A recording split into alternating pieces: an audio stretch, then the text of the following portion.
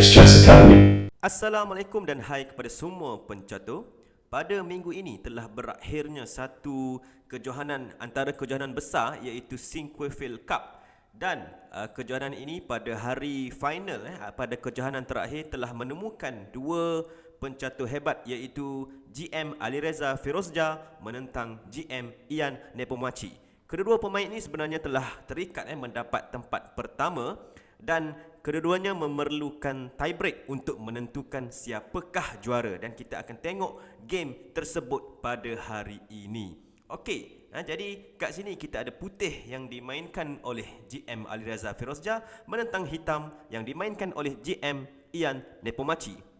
Alireza memulakan dengan pawn ke C4 dibalas dengan knight F6, G3 dan seterusnya E5. Kat sini kita dapat tengok GM Alireza memilih untuk memainkan opening English. Kat sini kita ada bishop ke G2, pawn ke C6, knight F3 menyerang pawn di E5, E4 menyerang knight, knight masuk ke D4 dan seterusnya D5.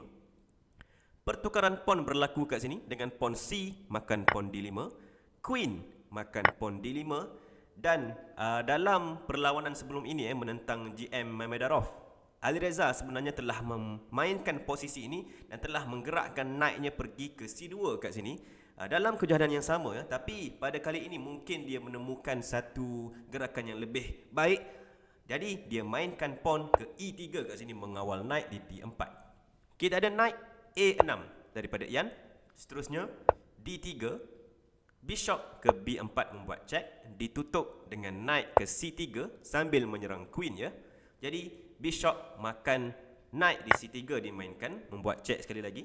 Kita ada pawn B makan bishop C3, knight ke C5 sambil menyerang pawn di D3 kat situ dan mungkin ingin membuat check ke arah king putih. Tapi kat sini Alireza memainkan pawn ke C4 menyerang queen terlebih dahulu. Baik, kat sini Ian ataupun hitam boleh mainkan satu gerakan seperti queen ke H5 cuba untuk membuat pertukaran queen kat sini. Ini merupakan satu gerakan yang bagus. Sebab apa? Sebab selepas queen makan queen H5, kat sini hitam ataupun Ian tak perlu makan queen H5 terlebih dahulu.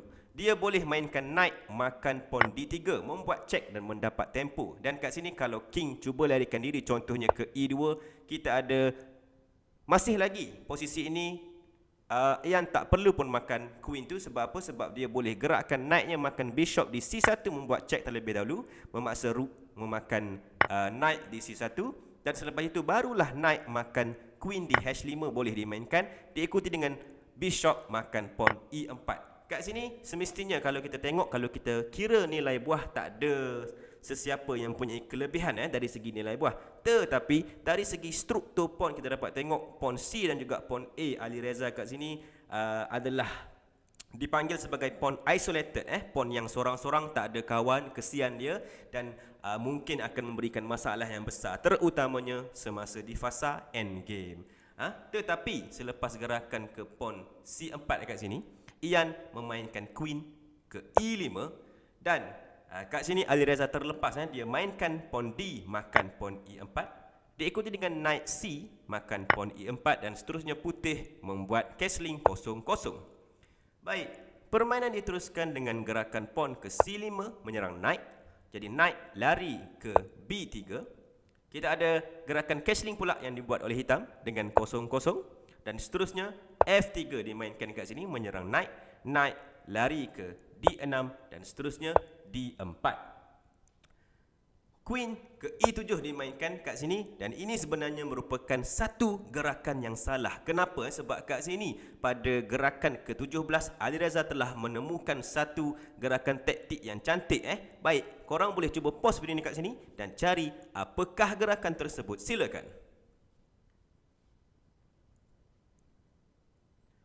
Ya, gerakan taktik yang boleh dimainkan kat sini yang saya sebut sebentar tadi ialah tolakan pawn ke E5 cuba menyerang kedua-dua knight ataupun membuat fork ke arah kedua-dua knight ini. Baik, kenapakah tolak pawn E5? Bukankah pawn ni boleh dimakan oleh queen? Nampak macam boleh dimakan, tapi Kalau queen pergi makan pawn E5, kat sini putih boleh mainkan bishop ke F4 dan kita dapat tengok bishop menyerang queen dan menyerang piece belakangnya iaitu knight sambil-sambil dibantu oleh queen D1 kat situ. Ada dua serangan kat atas knight. Semestinya queen hitam kena lari kat sini dan knight di belakangnya akan mati. Jadi sebab itulah gerakan pawn ke E5 ni adalah bagus dan Ian tak boleh makan pawn tu. Kalau tak dia akan kehilangan satu knight. Jadi kat sini dia terpaksa knight makan pawn C4 untuk kurangkan kehilangan piece dia. Okey. Apa lagi kat sini? Ali Reza terus pawn E makan knight F6. Kita ada queen makan pawn F6 dan dalam posisi ini Ali Reza telah mempunyai kelebihan satu piece kat situ. Baik, permainan diteruskan dengan queen ke D5 sekali lagi membuat fork ke arah pawn dan juga knight kat situ. Jadi salah satu akan mati. Kita ada bishop ke E6 menyerang queen. Queen makan sahaja pawn C5 yang percuma. H6 dimainkan. F4, rook A ke D8 mengambil file D. F5 menyerang bishop. Kita ada B6 menyerang queen terlebih dahulu. Queen masuk ke C7. Rook C8 menyerang queen. Queen lari ke F4 dan kat sini barulah Ian melarikan bishopnya. Bishop ke D7. Seterusnya queen ke D4. Semestinya Ali Reza cuba untuk menukarkan queen kat sini. Sebab apa? Sebab dia dah mempunyai kelebihan satu piece. Alright. Jadi kat sini Ian menerima queen exchange, pertukaran queen dengan queen makan queen D4 sambil membuat check. Kita ada knight makan queen D4 dan seterusnya rook F pergi ke D8. Bishop F4 dimainkan. Bishop A4, knight F3, bishop C2 menyerang pawn di F5. Jadi G4 dimainkan mengawal pawn tersebut. Knight B2, knight E5, bishop A4, rook A C1 menawarkan pertukaran rook kat sini. Dan kita dapat tengok kat sini exchange ataupun pertukaran rook ni terpaksa dilakukan. Sebab apa? Sebab kalau hitam tak nak tukar, contohnya dia melarikan diri dengan gerakan rook ke B8, ini merupakan satu blunder. Sebab apa? Sebab putih mempunyai gerakan yang cantik dengan rook ke B1 mengancam untuk makan knight di B2. Kalau kita tengok kat sini, knight ni tak boleh larikan diri. Dia tak boleh pergi ke D1, dia tak boleh pergi ke C4. Adakah dia boleh pergi ke D3? Nampak seolah-olah dikawal oleh rook. Sebenarnya tidak. Sebab apa? Sebab kalau knight pergi ke D3, ini adalah knight percuma. Knight putih boleh makan sahaja. Knight makan knight D3 kat sini. Sebab apa ini percuma? Sebab ia membuka balik serangan ke atas rook di B8. Ini merupakan discover attack. Kat sini semestinya kalau rook pergi makan knight D3, ini lagi menyusahkan hitam sebab bishop boleh makan rook di B8 secara percuma. Dan kita dapat tengok ini merupakan satu posisi yang kalah untuk hitam lah. Jadi selepas rook A C1 dimainkan kat sini, Ian terpaksa sekali lagi menukarkan rooknya dengan rook makan rook C1.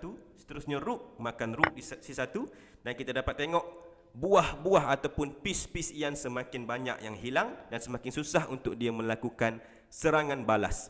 Kita ada F6 menyerang knight. Knight masuk ke G6. Knight D3 kat sini. Dan seterusnya rook masuk ke C7.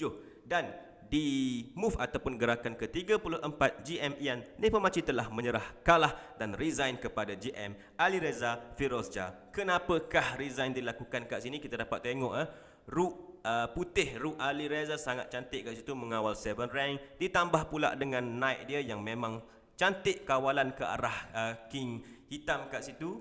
Dan yang paling ketara ialah kalau kita tengok kat sini, kalau rook tukar dengan rook, knight tukar dengan knight, bishop tapak putih tukar dengan bishop tapak putih, semestinya Ali Reza mempunyai kelebihan satu bishop dan ini merupakan kelebihan yang sangat besar. Sebab itulah Ian Nepomuk resign kat sini. Jadi dengan itu GM Ali Reza Firozja yang baru sahaja berusia 19 tahun telah dinobatkan sebagai juara untuk kejohanan kali ini dan membawa pulang hadiah wang tunai sebanyak $100,000. American dollar ya.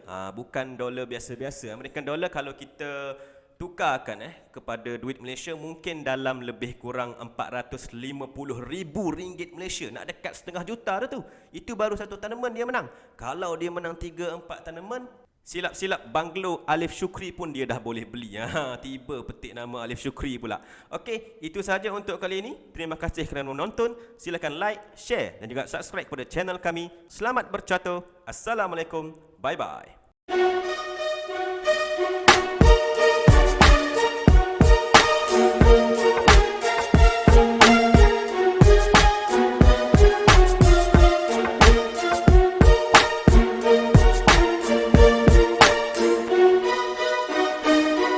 Express Academy.